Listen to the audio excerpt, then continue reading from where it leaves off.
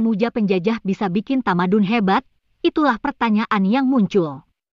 Biar tidak dibilang menyindir, maka langsung saja kita ambil contoh kasus kaum Melayu Malaysia. Biar tidak dikatakan menghina pula, ini semua adalah analisa. Jadi Pakcik, Makcik, juga yang terhormat Profesor Dr. Awang Sarian, ini semua perlu direnungkan saja dan dipahami dengan akal sehat, jiwa tenang dan emosi yang terjaga, sambil ngopi juga bisa.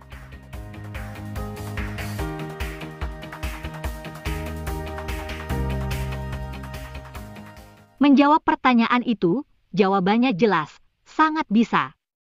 Walau terjerat feodalisme dan pernah pro penjajah, kaum Melayu Malaysia masih bisa bangkit dan melupakan penjajahan itu. Kaum Melayu harus mampu membina sebuah bangsa Malaysia dan menjunjung satu bahasa. Mereka juga perlu memiliki tujuan yang sama. Sekali lagi, tujuan sebagai satu bangsa Malaysia dan bukannya bangsa Melayu. Karena negara yang didirikan adalah negara Malaysia. Kenapa harus begitu? Soalnya, tamadun atau peradaban selalu berkaitan dengan negara. Tanpa ada negara yang hebat, tak akan ada tamadun yang hebat pula. Jadi memperkuat negara jauh lebih penting daripada mengagung-agungkan kaum. Sebuah kaum tak akan sanggup mewujudkan peradaban hebat di masa mendatang. Apalagi jika kaum atau suku itu terpencar di berbagai negara.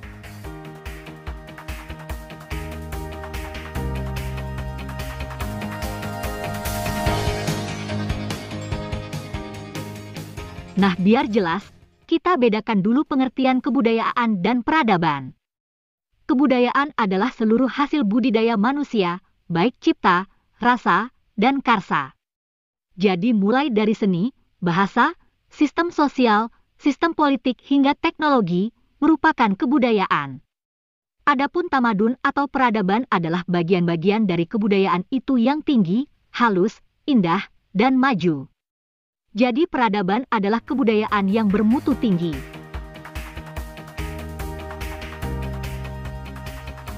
Sebelum kedatangan penjajah, penduduk Nusantara dikatakan telah memiliki peradaban tinggi. Soalnya saat itu sudah memiliki bahasa dan tulisan, memiliki tatanan sosial dan politik, bahkan berjaya mendirikan kerajaan. Mereka juga mampu bercocok tanam dengan baik dan sanggup berlayar ke belahan dunia yang lain. Pertanyaannya, bagaimana puncak peradaban yang tinggi di Nusantara itu bisa diraih? Jawabannya mudah, yakni dengan mendirikan kerajaan yang hebat. Tanpa adanya kerajaan yang hebat, tidak mungkin membangun Candi Borobudur.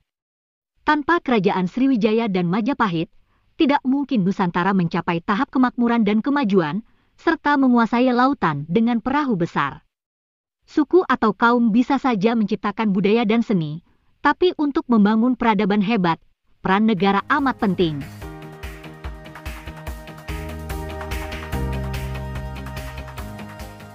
Atas pemahaman seperti itulah para pemimpin kita yang hebat di masa lalu bertekad mendirikan Indonesia sebagai rumah bagi bangsa Indonesia. Bangsa Indonesia terdiri dari ratusan suku bangsa dan mereka leluasa mengembangkan budaya masing-masing. Tapi bangsa Indonesia juga bertekad membangun kebudayaan nasional, kebudayaan Indonesia, bahkan peradaban Indonesia. Itu sebabnya bahasa Indonesia merupakan kebudayaan nasional karena telah menyatukan Indonesia. Kini telah berkembang kebudayaan nasional yang lain seperti musik Indonesia, sastra Indonesia, film Indonesia, mungkin juga teknologi Indonesia. Jangan lupa, Pancasila juga merupakan kebudayaan, bahkan peradaban Indonesia.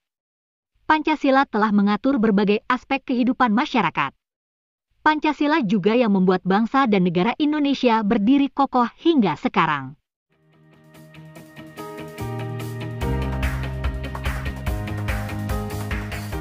Nah, sekarang kembali ke kaum Melayu Malaysia, kembali melihat cara pikir Profesor Malaysia seperti Awang Sarian.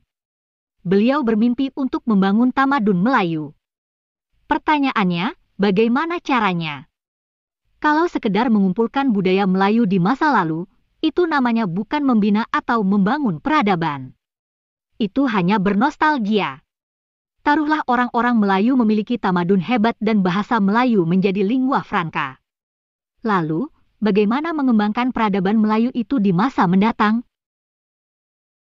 Apa bisa cuma lewat seminar dan simposium?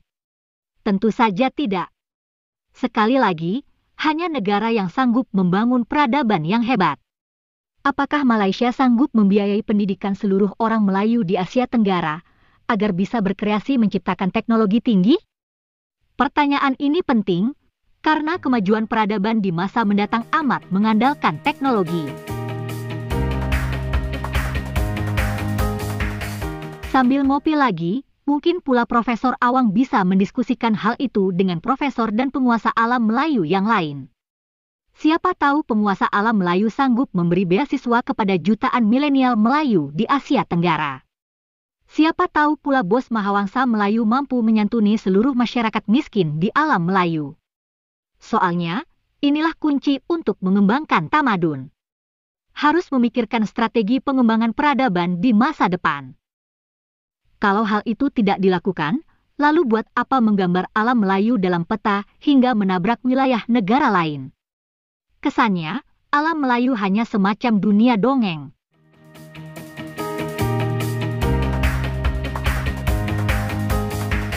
Dengan kata lain, pemikiran Profesor Awang dan sederet profesor Malaysia yang lain sungguh penuh ilusi. Tamadun Melayu yang mereka pikirkan itu adalah masa lalu. Kalau ingin memajukan kaum Melayu di Malaysia, tentu saja peran negara Malaysia yang utama. Untuk mendorong agar kaum Melayu Malaysia bisa menciptakan teknologi canggih, peran negara Malaysia yang penting. Dengan kata lain, memperkuat negara Malaysia otomatis akan memajukan kaum Melayu di sana.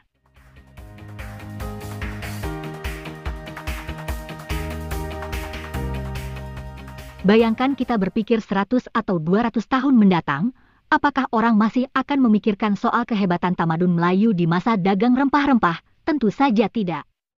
Mungkin orang akan mengapresiasi kejayaan bahasa dan kebudayaan Indonesia, teknologi Indonesia. Orang mungkin akan memuji kehebatan peradaban Singapura, Korea, Cina, dan seterusnya.